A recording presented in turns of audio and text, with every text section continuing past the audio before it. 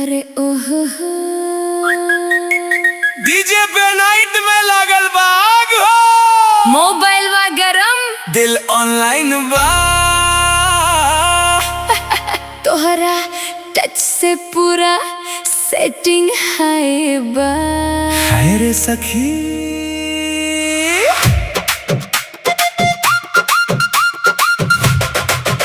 पिया डाटा चूस ले बा, रात भर ऑनलाइन रले बा, ब्लूटूथ जैसन चिपकल रहेला, दिलवा के वाईफाई पकड़ ले बा।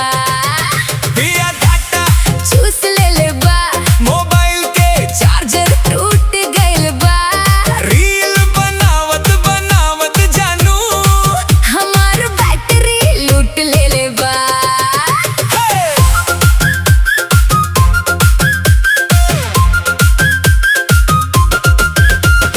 गाँव के गली में बुलेट घुमावे, इंस्टाग्राम पे हार्ट उड़ावे, लाल लिपस्टिक देख के जानू कंट्रोल अपना भूल जावे।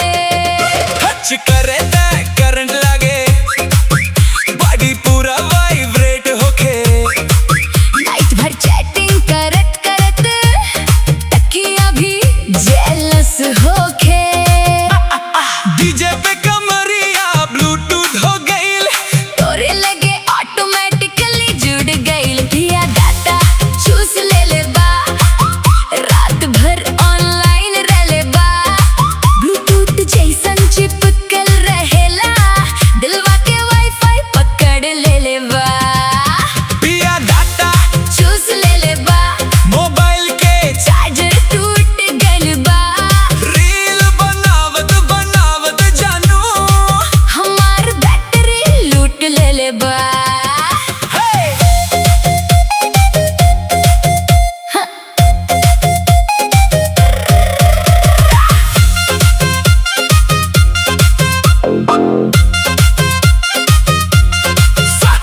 साड़ी में विलेज स्टाइल लंदन वाला, देख के पसीना छूटे सारा मोहल्ला।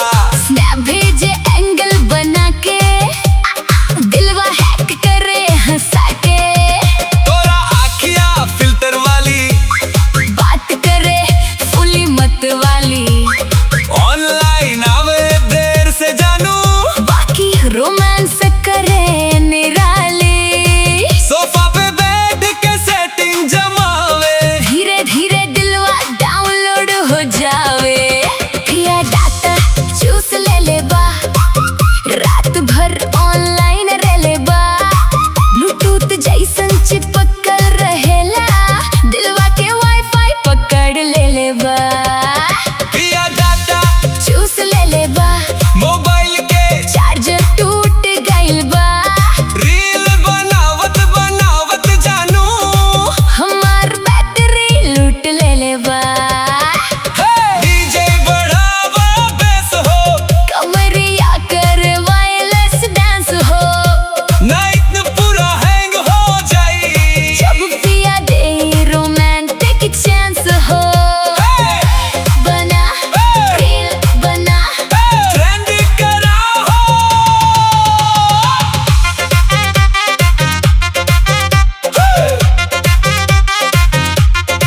अब तो गांव से शहर तक नाम चलेला, तोहरे प्यार में दिल पागल रहेला। डाटा खत्म बाकी प्यार ना खत्म हो। पिया बिना ए जान नेटवर्क ना पकड़ो हो। पिया डाटा